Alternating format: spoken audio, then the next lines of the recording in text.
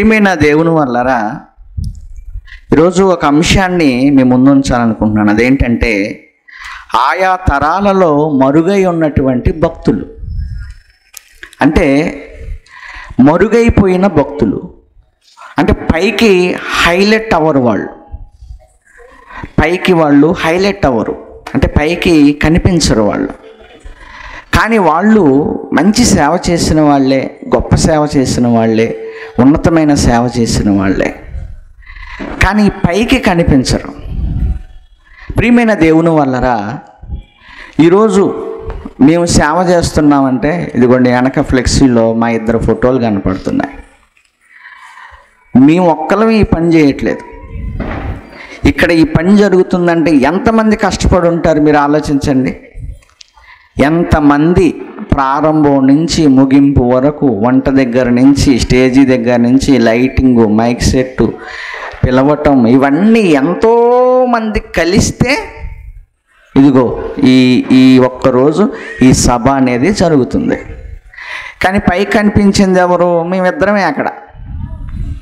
అర్థమైందా? కానీ కనిపించని వాళ్ళు ఎవరు?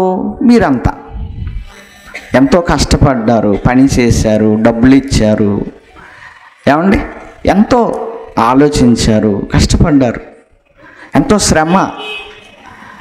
మీ పనులు ఆపుకుంటారు, మీ యొక్క అవసరాలు ఆపుకుంటారు, మీ కష్టార్జితాన్ని ఇస్తారు. ఇలా ఎంతోమంది కష్టపడతారు. ఆ కష్టపడబట్టే ముఖ్యమైనటువంటి వ్యక్తి మాత్రమే పైకి కనపడతారు. మేమే కాదు, ఎక్కడైనా, ఏ సంఘంలోనైనా, ఎక్కడైనా అదే జరుగుతుంది. కానీ పైకి కనిపించే వాళ్ళే చేస్తున్నారు, ఇంకెవరో చెయ్యట్లేదు అని అనొచ్చా? ఏమండి, అనగలమా మనం? అనలేము.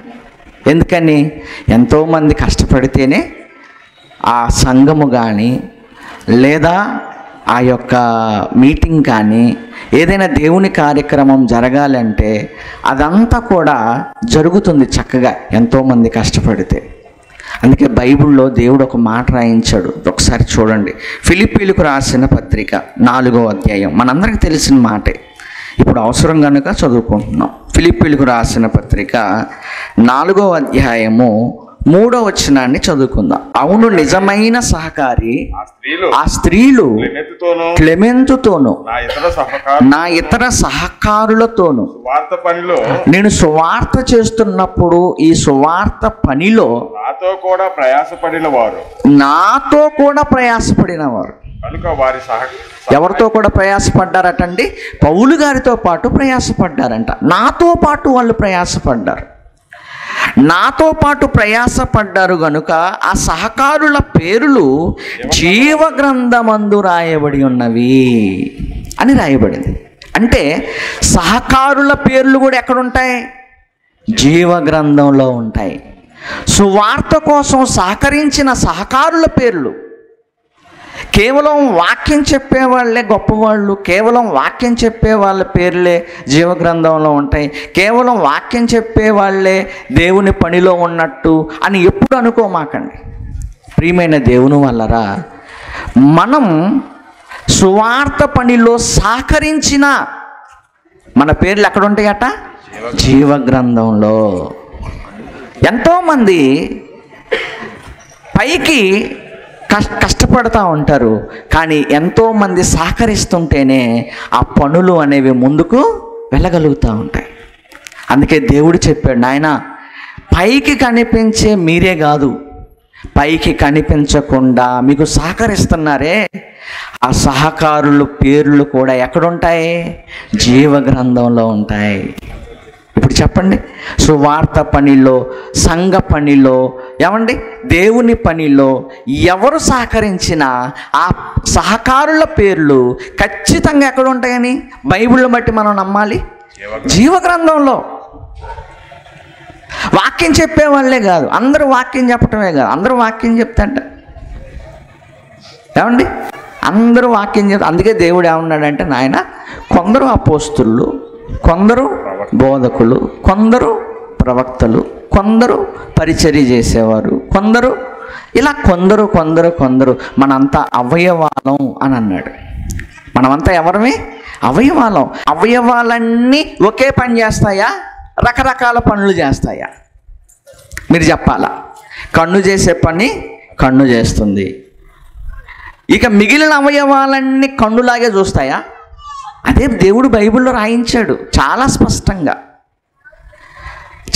స్పష్టంగా. ఒక పని జరగాలి అని అంటే, ఒక సంఘం నిలబడాలి అని అంటే, ఒక దేవుని పని జరగాలి అని అంటే, ఈ శరీరం ఎలాగైతే అనేకమైన అవయవాలు కలిగి ఉన్నదో, అనేకమైన అవయవాల యొక్క పనితీరు కలిగి ఉన్నదో, ఈ సంఘము కూడా పని చేయాలి అని అంటే చాలామంది చాలా రకాలుగా పని చేస్తేనే ఆ సంఘం ఏమవుతుంది?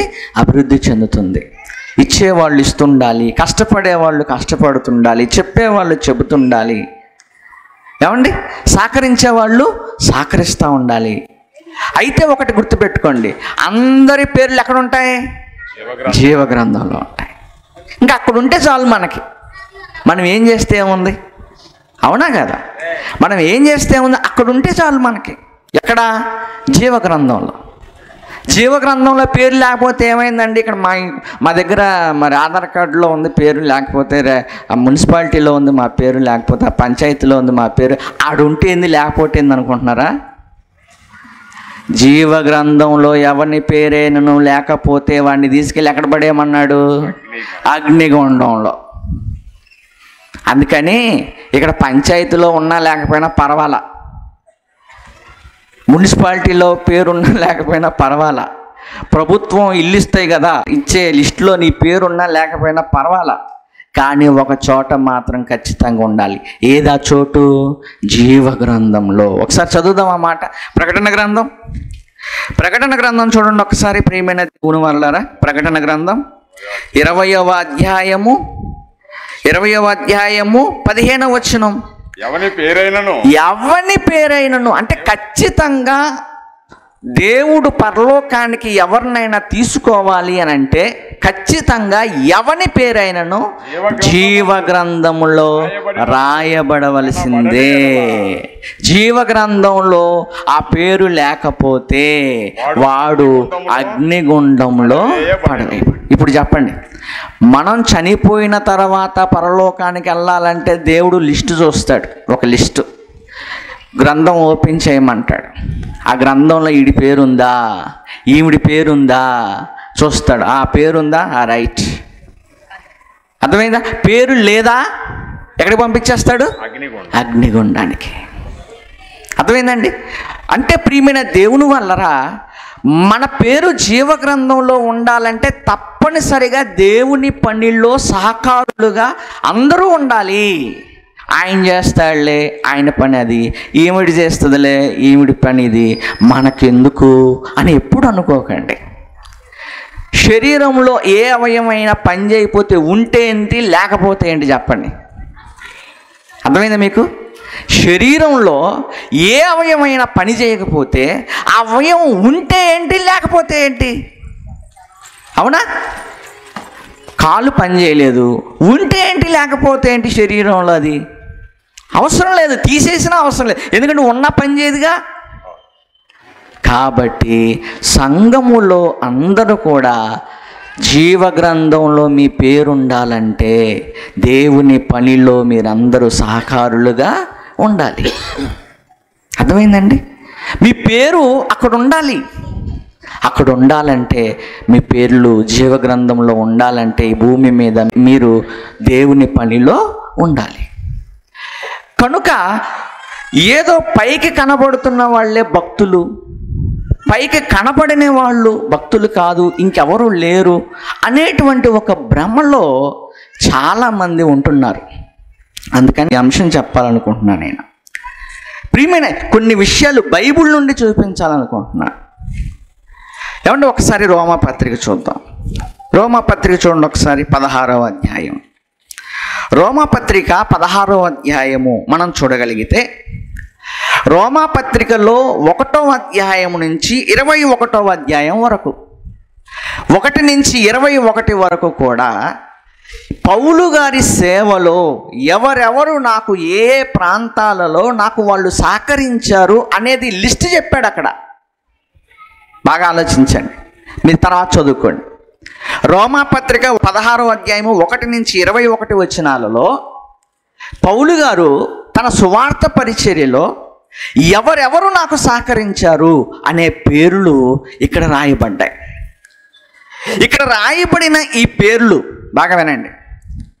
ఇక్కడ రాయబడిన ఈ పేర్లలో ఎక్కువ శాతం అపోస్తుల కార్యాల్లో కానీ, రోమాపత్రికలో కానీ, అలాగే పౌలు గారి చివరి పత్రిక అయిన హెబ్రీ పత్రిక వరకు కూడా ఏ పత్రికలో కూడా ఇదిగోండి ఇక్కడ లిస్ట్ ఉందే, ఈ లిస్టులో ఉన్న పేర్లు మిగిలిన ఏ పత్రికల్లో కూడా పెద్దగా ఎక్కువ సంగతి చెప్తున్నా, 1, 2, 3 ఉండొచ్చు, ఎక్కువగా వాళ్ళ పేర్లు అక్కడ మనకు కనిపించవు. బాగా ఆలోచించండి. నేనేం చెప్తున్నానో మీరు క్యాచ్ చేయటానికి ప్రయత్నం చేయండి. రోమాపత్రిక 16వ అధ్యాయము 1 నుంచి 21 వచనాలలో ఉన్న ఆ పేర్లు ఆయా ప్రాంతాల్లో ఆయన చేసినటువంటి సేవలో ఎవరెవరు సహకరించారో ఇక్కడ చెప్పాడు.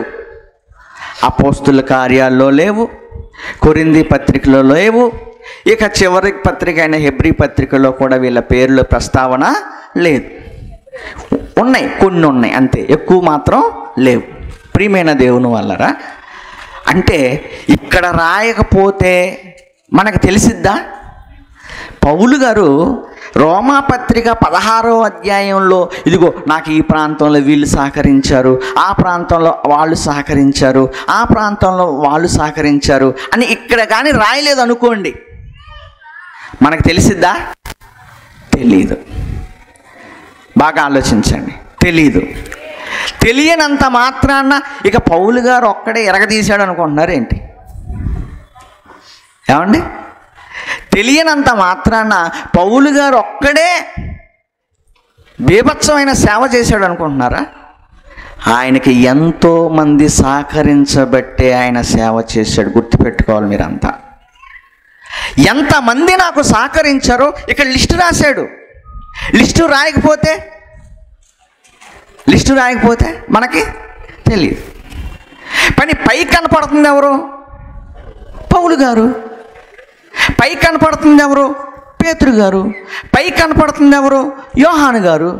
ఇది వాళ్ళొక్కళ్ళే మొత్తం చేసుకున్నారా? వాళ్ళకి ఎంతమంది సహకరిస్తే వాళ్ళు పని చేయగలిగారు? ఆలోచించండి మీరంతా. అంటే ఎంతోమంది సహకారం వలన దేవుని పని జరుగుతుంది. ఈ విషయం మీరు జాగ్రత్తగా ఆలోచించండి. ఇకపోతే ఇంకొకటి చెప్తున్నాను, జాగ్రత్తగా ఆలోచించండి. మనకు బైబిల్లో అబ్రహాము గారు, ఇస్సాకు గారు, యాకోబు గారు కనిపిస్తారు.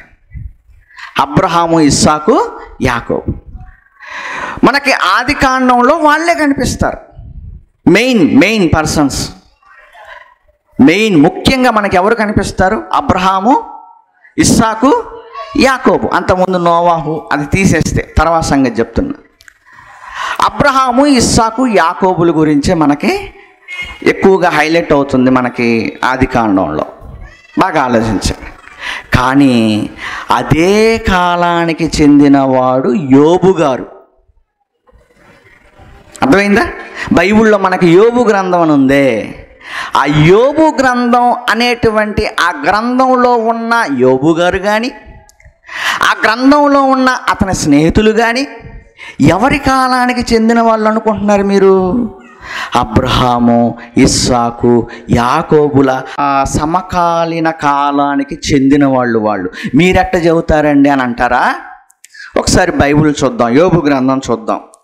యోబు గ్రంథం మనం చూడగలిగితే ప్రియమైన దేవుని వల్లరా, యోబు గ్రంథము 42వ అధ్యాయము మనం చూడగలిగితే ఆఖరి మాట 16వ వచనం, అటు తర్వాత యోబు 140 సంవత్సరములు బ్రతికి అని రాయబడించండి. అటు తర్వాత అంటే అర్థం ఏంటి?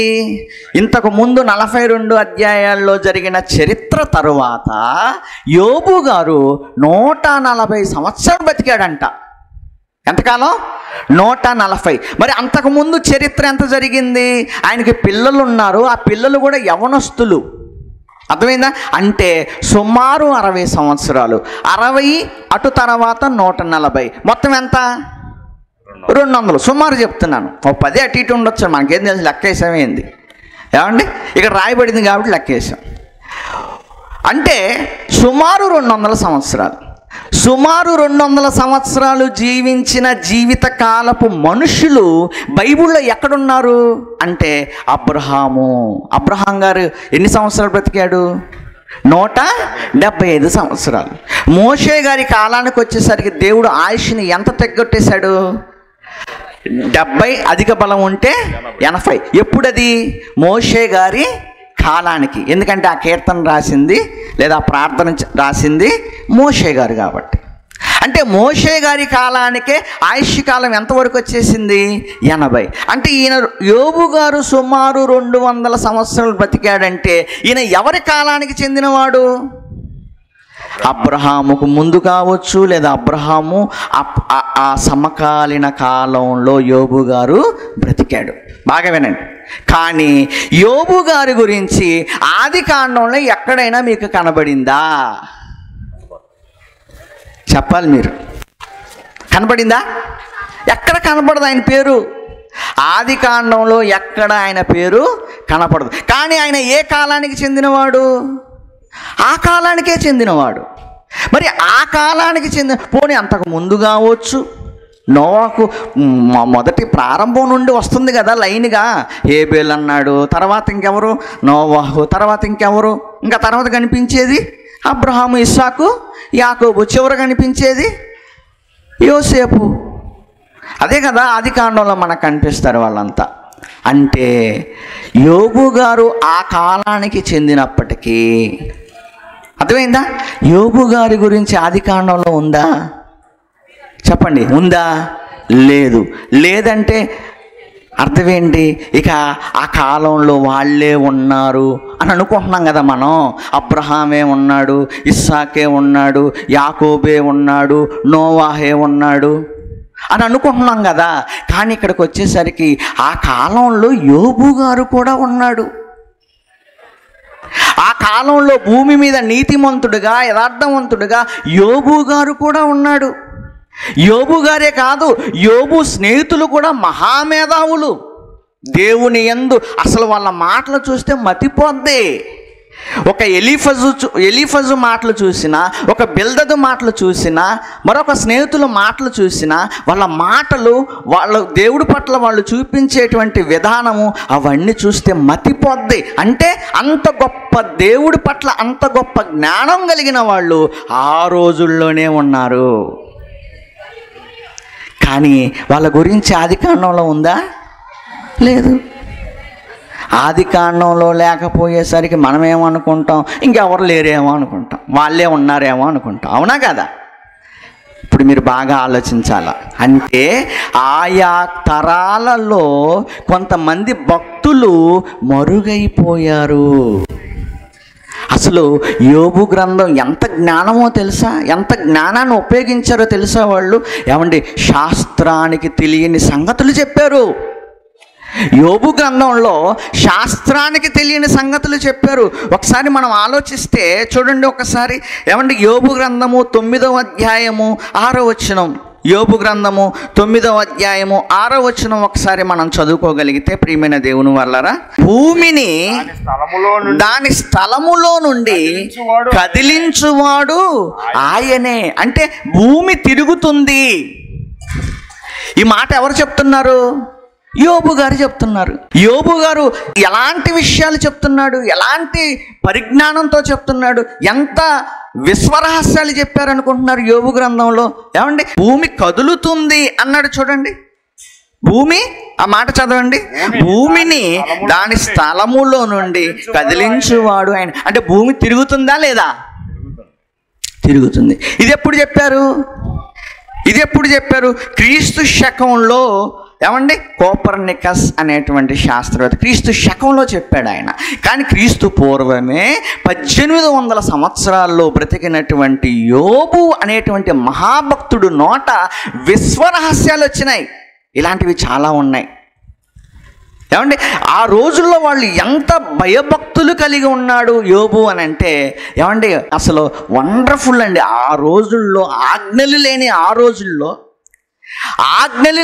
రోజుల్లో ఆజ్ఞలు ఎప్పుడు వచ్చాయి? మోషే గారి కాలంలో.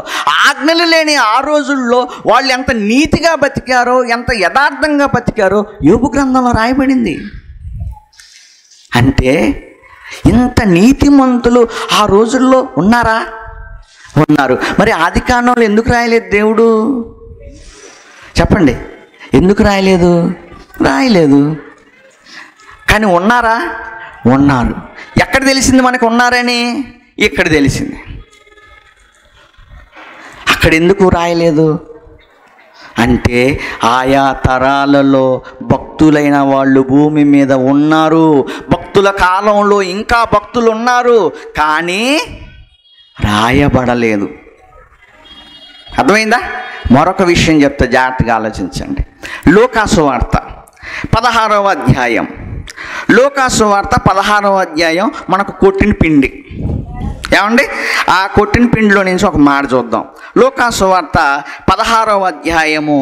ఇక్కడ ధనవంతుడు లాజరు విషయం మాట్లాడుతున్నాడు యేసుక్రీస్తు వారు. ఈ విషయం మాట్లాడుతుంది ఎవరు? యేసుక్రీస్తు వారు. యేసుక్రీస్తు వారు మాట్లాడుతూ ఒక విషయం తీసుకొచ్చాడు ఆయన. ఏంటి అని అంటే, నాయన ధనవంతులు పరలోకం వెళ్ళటం కష్టం, అది చాలా కష్టం, ధనవంతులు పరలోకానికి వెళ్ళరు. కాబట్టి ధనవంతుడు ఒకడు ఉండెను, అతడు ఊదా రంగు వస్త్రాలు ధరించుకున్నాడు. అదే టైంలో ఆయన ఇంటి వాకిటే లాజరు అనే ఒక దరిద్రుడు ఉన్నాడు. ధనవంతుడు ఇంటి వాకిట రొట్టె ముక్కలు తింటూ అలా ఉండిపోయాడు అని ఇదంతా చెప్తున్నాడు కదా. ఓకే, అయిపోయింది. ఇది చాలామంది కథ అనుకుంటారు. దయచేసి ఇది కథ కాదు. ఎందుకు కథ కాదంటే, ఎందుకు ఉపమానం కాదంటే, బైబిల్లో ఉపమానాలకు పేర్లు ఉండవు. మీరు చెక్ చేసుకోండి. మత్తయి సువార్త నుంచి యేసుప్రభు చెప్పిన ఏ ఉపమానంలో కూడా ఒక పర్సన్కి పేరు ఉండదు. ఉపమానాలలో పేరు ఉండదు, ఒక మనిషి అంటాడంతే. కానీ ఇక్కడ ఏమన్నాడు? లాజరు అని పేరు పెట్టాడు. పేరు పెట్టాడంటే అర్థం ఏంటి? నిజంగా జరిగింది అని అర్థం. అర్థమైందా? అది ఒక పాయింట్. రెండోది, అది నిజంగా జరిగింది అంటానికి, ఆ సన్నివేశం నిజంగా జరిగింది అంటానికి ఒక విషయం అక్కడ రాయబడింది. అప్పుడు ధనవంతుడు ఏమంటాడు అని అంటే, అయ్యా అదిగో మరి నాకు చాలా దాహం వేస్తుంది, అగ్నిజ్వాలలో నేను యాతన పడుతున్నాను, కనుక ఆ లాజర్ని పంపించయ్యా అని అడుగుతాడు. అది అయిపోద్ది. తర్వాత ఇంకేమంటాడంటే, నేను ఇక్కడ యాతన పడుతున్న విషయం భూమి మీద ఉన్న నా సహోదరులకు తెలియాలి. ఎందుకంటే వాళ్ళు కూడా మా అన్న సూపర్గా బతికాడు, మేము కూడా అదే బతుకుల్లో బతుకుతామని వాళ్ళు కూడా నా వేలోనే ఉన్నారు. ఖచ్చితంగా వాళ్ళు నా దగ్గరికే వస్తారు, నాకు అర్థమైపోయింది. కనుక ఇక్కడ నేను యాతన పడుతున్న విషయం భూమి మీద ఉన్న సహోదరులకు చెప్పాలయ్యా. నువ్వు నన్ను నీళ్ళే ఇయట్లేదు, ఇంకా నన్నేం పంపిస్తావు, తర్వాత సంగతి. కనుక ఒక చిన్న రిక్వెస్ట్, అబ్రహాంతో మాట్లాడుతున్నాడు ఇవన్నీ. ఒక చిన్న రిక్వెస్ట్ ఏంటి అని అంటే, అదిగో ఆ లాజర్ని భూమి మీదకి పంపించయ్యా అని అడిగాడండి ధనవంతుడు. అలా అడిగితే అప్పుడు అబ్రహాం గారు ఏమంటున్నారో చూడండి. 29వ వచనం. అందుకు అబ్రహాము వారి యొద్ద, ఎవరి యొద్ద? నీ సహోదరుల యొద్ద,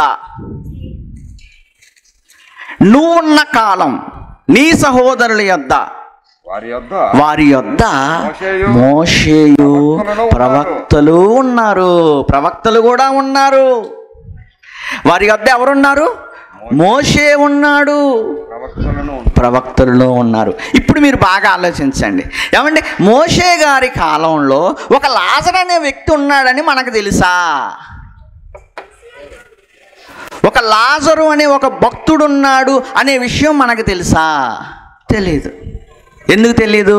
నిర్గమకాండంలో లేదు ఆయన పేరు, లేవియాకాండంలో లేదు ఆయన పేరు, సంఖ్యాకాండంలో లేదు ఆయన పేరు, ద్వితీయోపదేశ కాండంలో లేదు ఆయన పేరు, ఇక అక్కడి నుంచి మలాకీ దాకా ఆయన పేరే లేదు. మనకి ఎక్కడ తెలిసింది? పలానా ఆయన పలానా కాలంలో ఉన్నాడు అని ఎక్కడ తెలిసింది? యేసు ప్రభు చెబితే తెలిసింది. అర్థమైందా? యేసు ప్రభు చెబితే తెలిసింది, చెప్పకపోతే తెలియదు. అర్థమవుతుందా మీకు? బాగా ఆలోచించండి. అంటే వీళ్ళు ఆయా కాలాల్లో భక్తులుగా బ్రతికినా ఎలా ఉండిపోయారు? వాళ్ళు మరుగై ఉండిపోయారు. వాళ్ళ గురించి రాయబడలా. ఆది కాండంలో యోబు గురించి ఎందుకు రాయబడలా? ఆది కాండంలో యోబు స్నేహితుల గురించి ఎందుకు రాయబడలా? మోషే గారి కాలంలో ఈ లాజరు గురించి ఎందుకు రాయబడలా? ఇప్పుడు మీరు బాగా ఆలోచించాలి. అంటే ఆయా తరాలలో ఖచ్చితంగా హైలైట్ అయిన వాళ్ళే కాదు, దేవుని కోసం బాగా బ్రతికిన భక్తులు ఉన్నారు. వాళ్ళ గురించి ఒక యోబు గ్రంథంలో రాయబట్టి తెలిసింది, వాళ్ళ గురించి ఒక లోకాసు వార్తలో రాయబట్టి తెలిసింది. కానీ ఒకవేళ అక్కడే రాయబడకపోతే ఆ కాలంలో పలానా భక్తుడు ఉన్నాడని మనకు తెలిసేదా? తెలీదు. కానీ ఉన్నాడా లేదా? ఉన్నాడు. వాళ్ళ కాలాలతో సహా బైబిల్లో రాయబడింది, వాళ్ళ కాలాలతో సహా. అంటే ఏం చెప్తున్నానో తెలుసా? ఏమండి, పైకి కనిపించే భక్తులే కాదండి, మరుగైపోయిన పైకి కనిపించని ఎంతోమంది భక్తులు ఉన్నారు భూమి మీద. అది నేను చెప్పాలనుకుంటున్నాను. అర్థమైందా?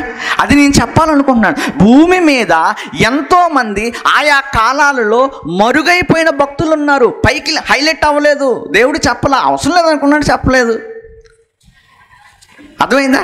ఎక్కడ అవసరమో అక్కడ చెప్పాడు. ఇంకా ఇంకా ఇంకా ఎంతమంది ఉన్నారో అర్థమైందా? ఇంకా ఆయా కాలాలలో ఎంతమంది ఉన్నారో. మోషే కాలంలో మోషే ఒక్కడే అనుకుంటున్నాం, కానీ ఇక్కడ ఏమని చెప్పాడు? మోషేయు అంటే ఇంకా ప్రవక్తలు ఉన్నారా? మోషే ఒక్కడే కాదు, ఇంకా ప్రవక్తలు కూడా ఉన్నారు. అంటే చూసారా, మనం అనుకుంటాం ఒక్కడేనేమో, ఒక తరానికి ఒక్కడేనేమో, ఒక తరానికి ఒక్కడేనేమో అని భ్రమలో ఉంటాం మనం. అర్థమైందా? ఒక తరానికి ఒక్కడు కాదు, ఆయన జాగ్రత్తలు ఆయన ఉంటాడు. నువ్వు చేయకపోతే ఇంకొకటిసారి చేయించుకుంటాడు ఆయన. అర్థమైందా? ఇప్పుడు మనం ఎవరి మీద కంప్లీట్గా ఆధారపడం తెలుసా? ఏదైనా కంపెనీ కానివ్వండి, ఏదైనా వర్క్ కానివ్వండి, కంప్లీట్గా ఒక వ్యక్తి మీద మనం ఆధారపడం. మనకే ఇంత తెలివితేటలు ఉన్నాయి. ఎందుకంటే వాడు నాకు జీతం పెంచమని అడిగినా, వాడు వెళ్ళిపోయినా, పోనీ చచ్చిపోయినా ఆ వర్క్ ఎవరు చేస్తారు?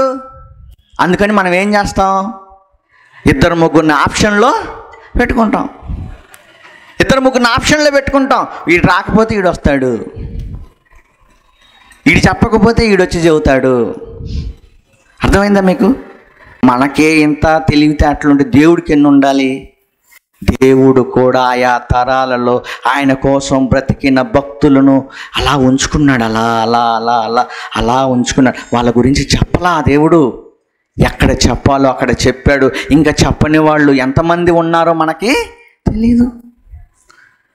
అంతెందుకు, పౌలు గారు ఎంత లిస్ట్ ఇచ్చాడండి, ఎంత లిస్ట్ ఇచ్చాడండి పౌలు గారు రోమపత్రికలో. ఇదిగో వాళ్ళు సహకరించారయ్యా, ఈ ఊర్లో వీళ్ళు సహకరించారు, ఆ ఊర్లో వాళ్ళు సహకరించారు. ఎంతమంది భక్తుల కోసం రాయించాడు. ఇంకా వాళ్ళేనా? మెయిన్ పేర్లు రాసి ఉండొచ్చు. ఇంకా వాళ్ళేనా? ఇంకా ఎంతమంది ఉన్నారు? ఇంకా ఎంతోమంది ఉన్నారు. అందుకే నేను ఏమంటున్నానంటే, ఒక పని జరుగుతుందంటే పైకి కనిపించే వాళ్ళే కాదండి, దాని వెనక ఉండి సహకరించి నడిపించే వాళ్ళు ఎంతోమంది ఉండబట్టే దేవుడి పని అనేది జరుగుతుంది. ఆయా తరాలలో మరుగైపోయారు వీళ్ళంతా. ఎక్కడ బయట పెట్టాలో అక్కడ బయట పెట్టాడు దేవుడు. ఇంకా బయట పెట్టని వాళ్ళు ఎంతమంది ఉన్నారో మనకి తెలియదు. ఆయా తరాలలో వీళ్ళంతా మరుగైపోయి ఉన్నారు. ఎందుకంటే ఆది కాండంలో యోబు గురించి లేదు, నిర్గమాకాండం నుంచి ద్వితీయోపదేశ కాండం వరకు లాజరు గురించి లేదు. అంటే వాళ్ళు ఆ కాలంలో ఉన్నారా? ఉన్నారు. మరి ఎందుకు చెప్పలేదు? ఎందుకు చెప్పలేదు? మనకు అడిగే రైట్స్ ఏమి లేవు ఆయన్ని. అర్థమైందా? కాకపోతే మనకు ఒకటి అర్థం కావాలి. ఏంటి అని అంటే, నాయన నీతో పాటు అనేక మంది భక్తులు నాకు ఉన్నారు. ఒకసారి ఇంకొక సంఘటన చూద్దాం. ఏమండి, రాజులు మొదటి గ్రంథం మనం చూడగలిగితే, రాజులు మొదటి గ్రంథం 18వ అధ్యాయం మొదటి నుంచి మనం చదువుకోగలిగితే, అనేక దినములైన తర్వాత 3వ సంవత్సరమందు యెహోవా వాక్కు ఏలియాకు ప్రత్యక్షమై, నేను భూమి మీద వర్షము కురిపింపబోచున్నాను, నువ్వు వెళ్ళి ఆహాబును దర్శించమని సెలవీయగా ఆహాబును దర్శించుటకై ఏలియా వెళ్ళిపోయెను. షోమ్రోనులో ఘోరమైన క్షామము కలిగి ఉండగా, షోమ్రోనులోనంట ఘోరంగా కరువు ఉందట. బాగా వినండి ఏమండి. అప్పుడు ఆహాబు 3వ వచనంలో ఆహాబు తన గృహ నిర్వాహకుడగు ఓబద్యను పిలిపించెను. ఓబద్య ఆయన ఎవరట? ఆహాబుకు గృహ నిర్వాహకుడు. అర్థమైందా? అంటే ఆ మొత్తం మెయింటెనెన్స్ చేసేటువంటి. ఆహాబు అంటే రాజు షెడ్యూల్ కానీ, రాజు మొత్తం పనులు కానీ అన్నీ చూసుకునేవాడు ఆయన ఆహాబు. ఏమండి బాగా ఆలోచించండి.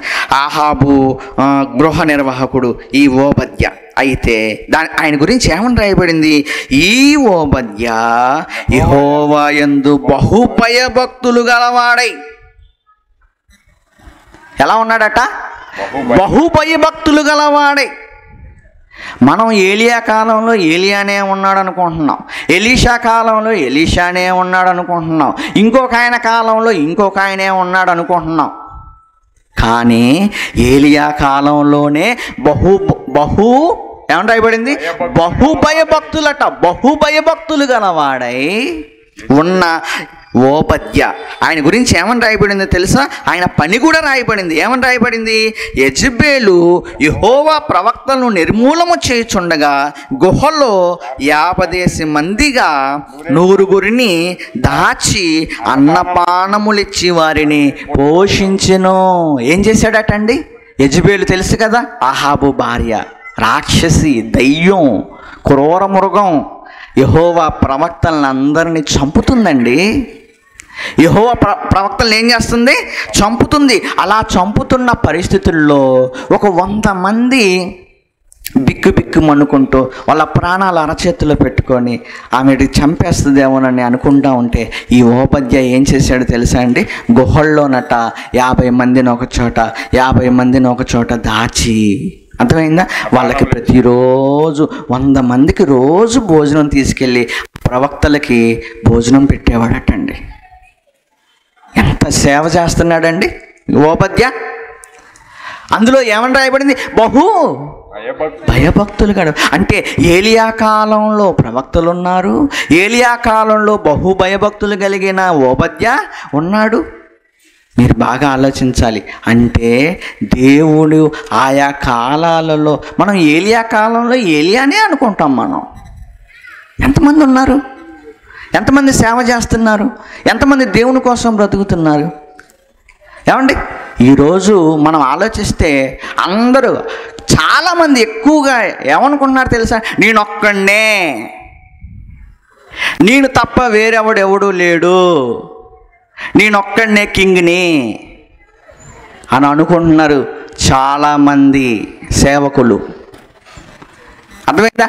నేనొక్కడనే, నేనేక, నా ద్వారానే. నువ్వు ఉంది ఒక చోట, ఆ ఒక చోటలో నీ దగ్గర ఉంది ఎంతమంది? నువ్వు ప్రపంచానికి చేసేస్తావా సేవ? ప్రపంచం ఎంత, ఎన్ని దేశాలు ఉన్నాయి? ప్రపంచంలో ఎన్ని దేశాలు ఉన్నాయి? ఎన్ని రాష్ట్రాలు ఉన్నాయి? ఎన్ని జిల్లాలు ఉన్నాయి? 850 కోట్ల మంది ఉన్నారు ప్రపంచంలో. 850 కోట్ల మందికి నువ్వు ఒక్కడివేనా? ఆలోచించాలి మీరంతా. 850 కోట్ల మందికి నువ్వు ఒక్కడివే సేవకుడువా? చాలామంది ఉన్నారు. అర్థమైందా? చాలామంది ఉన్నారు ఆయన కోసం పనిచేసేవాళ్ళు, ప్రాణాలు పెట్టేవాళ్ళు, రక్తం కార్చేవాళ్ళు, ఉపవాసాలుండి చేసేవాళ్ళు, తిని తినక చేసేవాళ్ళు, ప్రాణాలు అరచేతుల్లో పెట్టుకొని చేసేవాళ్ళు, అక్కడికి వెళ్తే చంపేస్తారని కూడా తెలిసి వెళ్ళేవాళ్ళు. అర్థమైందా? సమాజాన్ని కొంతమంది పాడు చేస్తున్నారు. నేను ఒక్కడనే అంటే గీత గీస్తున్నారు. గీత, ఈ గీతలో నుంచి బయటికి రాకూడదు. వీళ్ళు ఈ గీతలో నుంచి బయటికి రాకూడదు. నువ్వు ఒక్కడివేనా సేవకుడివి? ఆయా తరాలలో మరుగైపోయి ఉన్నారు తెలుసా చాలామంది సేవకులు. ఈ ప్రపంచంలో 850 కోట్ల మంది.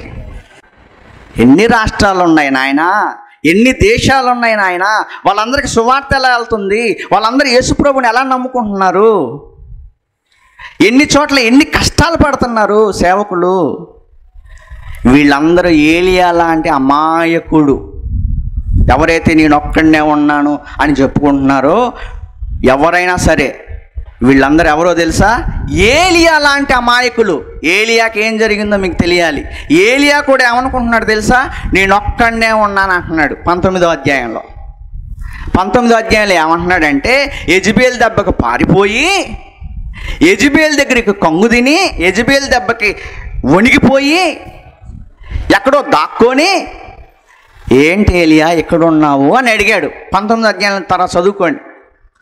దేవుడు అడుగుతున్నాడు ఏలియాని, ఏంటి ఏలియా ఎక్కడున్నావు నువ్వు అని అడిగాడు. అయ్యా నేను రోషం కలిగిన వాడిని, పైకి. అలాగని రోషం లేదని చెప్పట్లా. రోషం కలిగిన వాడు అయితే యెజబేల్ దగ్గర ఉండకుండా ఇక్కడేం చేస్తున్నావు?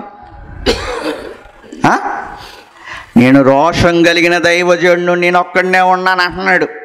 చూడండి ఆ మాట, 19వ అధ్యాయం 10వ వచనం ఏమన్నాడండి?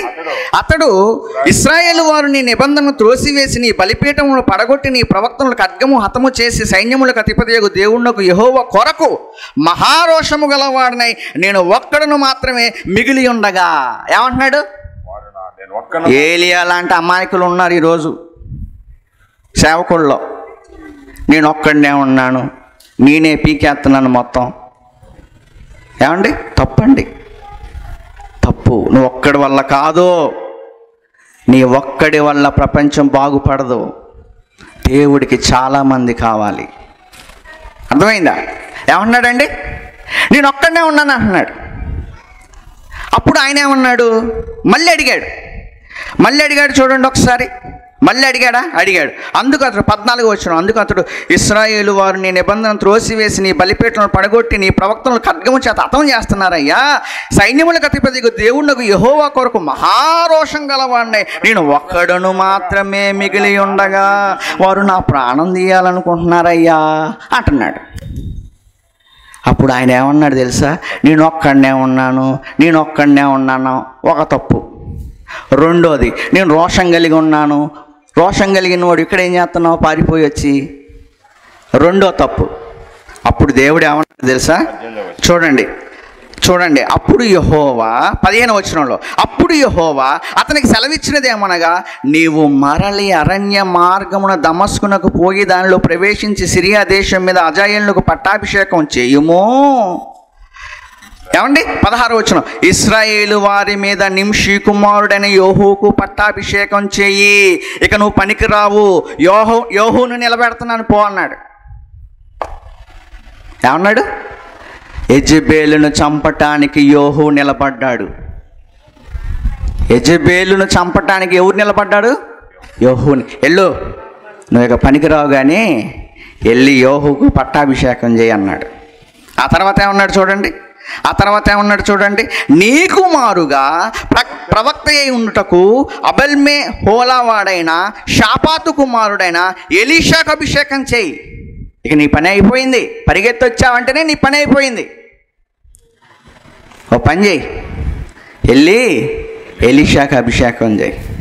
ఇంకో పని చేయి, నువ్వేం చేయలేవు కానీ యోహూకు అభిషేకం చేయి, వాళ్ళ చేత నేను చేయించుకుంటాను. అర్థమైందా? నేను ఒక్కడనే ఉన్నాను అంటే ఆయన ఏమంటున్నాడో చెప్తున్నాను. ఇవన్నీ కిందకు వచ్చేయండి. తర్వాత ఏమంటున్నాడో చూడండి, హైలైట్ మాట 18.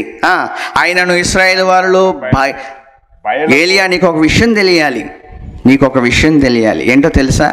ఏలియా, అయినను ఇశ్రాయేలు వారిలో బయలునకు నీలాగా బయలునకు మోకాళ్ళు ఉన్నకయు నోటితో వాణ్ణి ముద్దు పెట్టుకొనకయు నుండు 7,000 మంది నాకు ఇంకా ఉన్నారు. ఎంతమంది ఉన్నారట దేవుడికి? ఏలియా కాలంలోనే ఓబద్యా ఉన్నాడు, ఏలియా కాలంలోనే 7,000 మంది ప్రవక్తలు ఉన్నారట. మరి ఈయనేంటి నేను ఒక్కడనే ఉన్నాను అంటున్నాడు? అమాయకులే ఇలా మాట్లాడేది అమాయకులే. నువ్వు ఒక్కడివి ప్రపంచానికి చేస్తావా? నువ్వు ఒక్కడివి దేశానికి చేసేస్తావా? ఎంతమంది సహకరిస్తే నువ్వు సేవ చేస్తున్నావో తెలుసా? పైకి కనిపించే ఈ కొద్ది ఫోటోలేనండి, కనిపించని ఎంతమంది సేవ చేస్తున్నారు తెలుసా? ఏమండి, తినక అండి, ఉద్యోగాలు వదులుకొని, వ్యాపారాలు వదులుకొని దేవుడు పని చేయాలి, సువార్త చేయాలి, ఆత్మలు రక్షించాలి. ఏమండి, ఎంతమంది సేవ చేస్తున్నారండి ఈరోజు భూమి మీద? ఎంతమంది సువార్త ప్రకటిస్తున్నారండి? ఎంతమంది ఆత్మలు రక్షిస్తున్నారు? వీళ్ళెవరి సేవ నీకు కనపడటం లేదా? ప్రియమైన దేవుని వల్ల తప్పండి.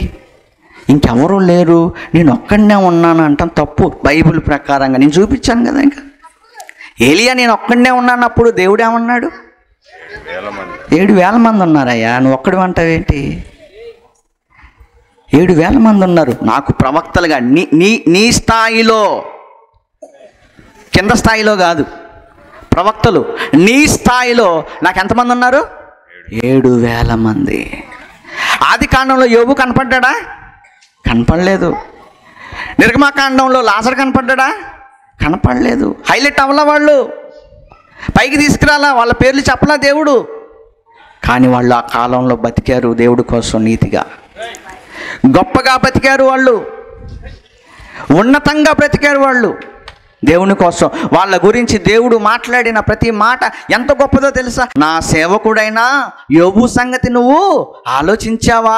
ఎంత నీతిమంతుడో తెలుసా, ఎంత యథార్థవంతుడో తెలుసా అని అపవాదితో చెప్తున్నాడు. అంత గొప్ప భక్తుడు గురించి ఆది కాండంలో ఎందుకు లేదు? నా ప్రశ్న.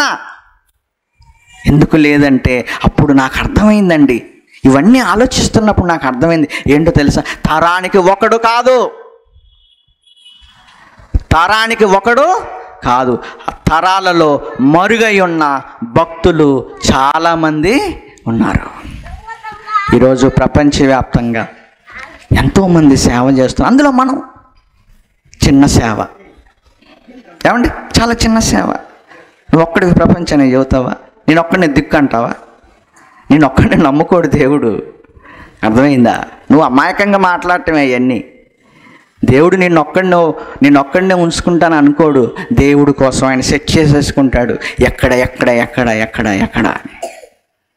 ఎంతమంది సేవ చేస్తే ఇన్ని లక్షల మంది, ఇన్ని కోట్ల మంది యేసుప్రభుని నమ్ముకొని బతుకుతున్నారు? చెప్పండి. ఇన్ని కోట్ల మంది యేసుప్రభుని నమ్ముకున్నారు, యేసుప్రభుని స్వరక్షకుడిగా అంగీకరించారు. ఎంతమంది కష్టపడుతున్నారు. వాళ్ళ సేవను, వాళ్ళ యొక్క ప్రయాసను ఇష్టం వచ్చినట్టుగా మాట్లాడకూడదు. చేతనైతే సేవ చేయి వాళ్ళలాగా. అర్థమైందా? చేతనైతే సేవ చేయి. ఎంతమందిని రక్షించావు చెప్పు నీ జీవితకాలంలో? ఎంతమందిని కాపాడావు? ఎంతమందికి బాప్తిసాలు ఇవ్వగలిగావు? ఎంతమందిని సంఘముగా చేర్చగలిగావు? చేతనైతే సేవ చెయ్యాలి. ఇంకెవరూ లేరు అనకూడదు. ఎప్పుడు అనకండి. ఆ మాట దేవునికి విరోధమైన మాట. ఏలియా అంటేనే ఒప్పుకోలేదు. ఇంక నీ వల్ల కాదులే యోహు దగ్గరికి పో అన్నాడు. ఇంక నీ వల్ల కాదులే ఎలీషా దగ్గరికి పో అన్నాడు. అర్థమైందా? నువ్వు ఒక్కడివే కాదు, నాకు ఎంతమంది ఉన్నారు? 7,000 మంది.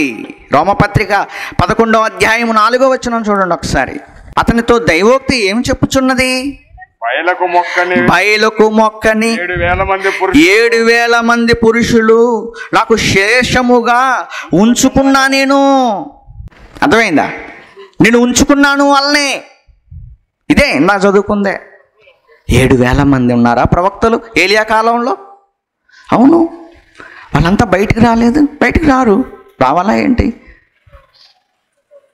ప్రియమైన దేవుని, ఈరోజు ఎంతమంది సేవకులు మరుగైపోయి కష్టం అనక నష్టం అనక పనిచేస్తున్నారు తెలుసా? ప్రాణాలు అరచేతుల్లో పెట్టుకొని పనిచేస్తున్న వాళ్ళు ఉన్నారు. నీకేం తెలుసా అయ్యా? ఇంట్లో శుభ్రంగా దీన్ని పడుకునేవాడివి. నార్త్కి వెళ్ళు, పేకల మీద కత్తి పెడతారు. అర్థమైందా? పేకల మీద కత్తి పెడతారు. ఆడవాళ్ళని చెరుస్తున్నారు, అయినా బతికి వాళ్ళు సేవ చేస్తున్నారు అక్కడ. నార్త్కి వెళ్ళు, ఈరోజు నార్త్లో పరిస్థితే. నార్త్ సైడ్లో రాష్ట్రాలన్నీ పరిస్థితి అదే. సౌత్కి ఎంటర్ అవుతున్నారు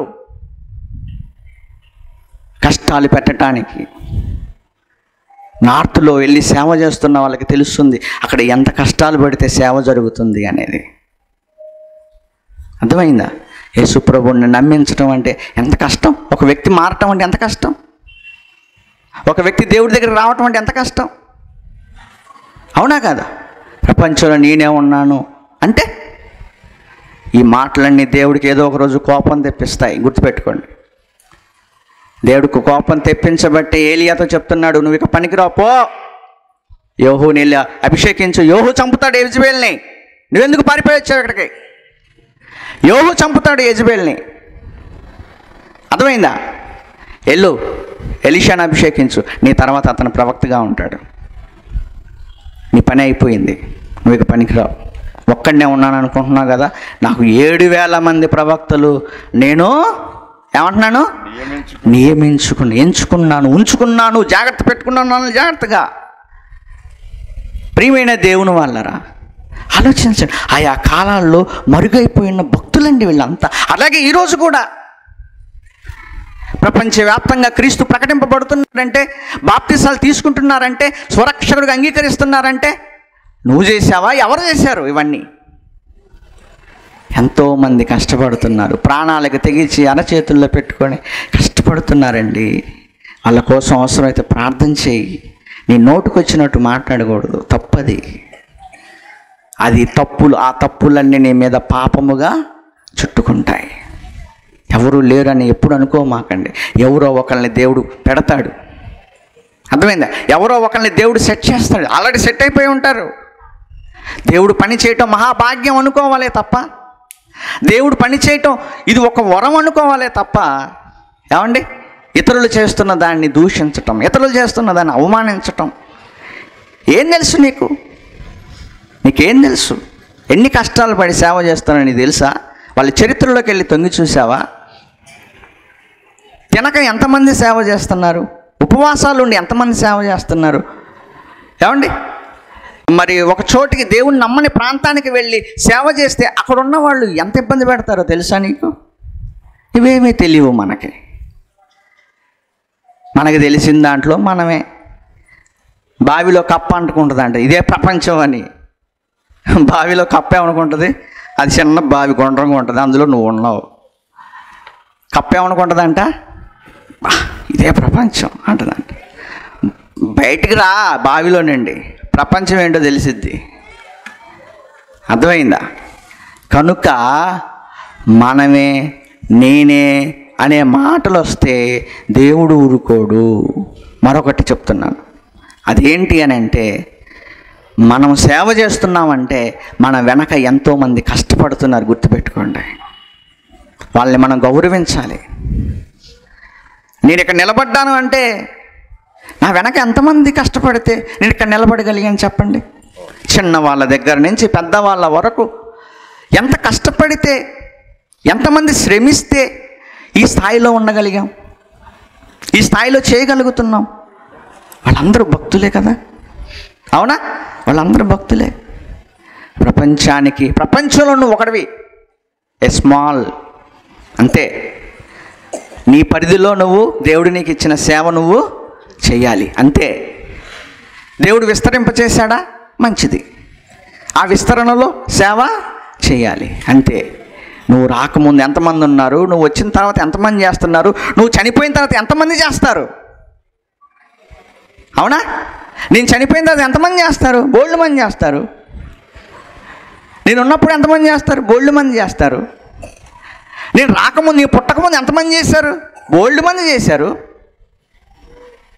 కనుక ప్రియమైన దేవుని వల్లరా, మనం మన సేవకుడికి ఎంత సహకరిస్తున్నాము? మన పేర్లు ఎక్కడ ఉండాలి? జీవగ్రంథంలో. మన పేర్లు జీవగ్రంథంలో ఉండాలంటే మనం మన సేవకుడికి ఎంత సహకరిస్తున్నాము?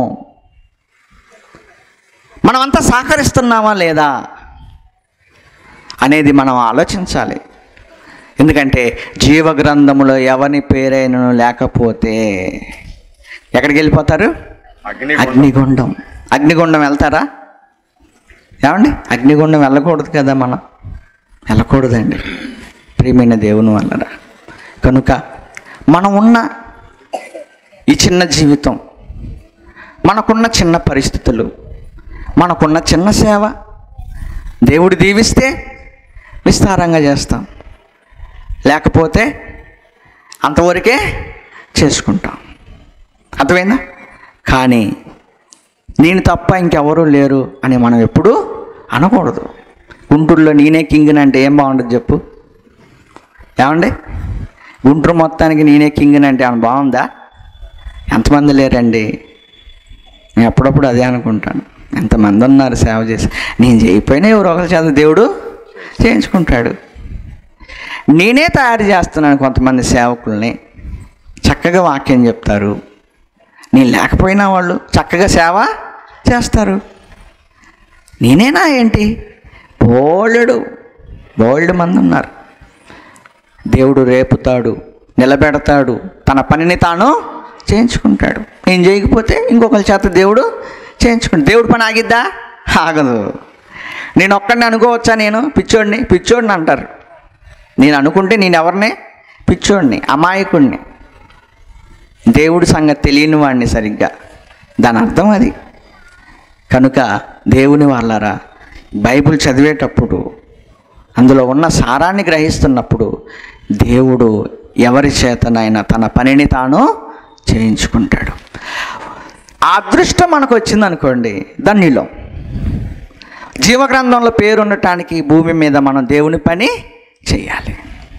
అర్థమైందండి? కనుక దైవజనులు ముత్తయ్య గారు ఎంతో కష్టపడ్డాడు, చాలా కష్టపడ్డాడు. వాక్యం నేర్చుకున్నాడు, బైబిల్ కోర్సు రాశారు.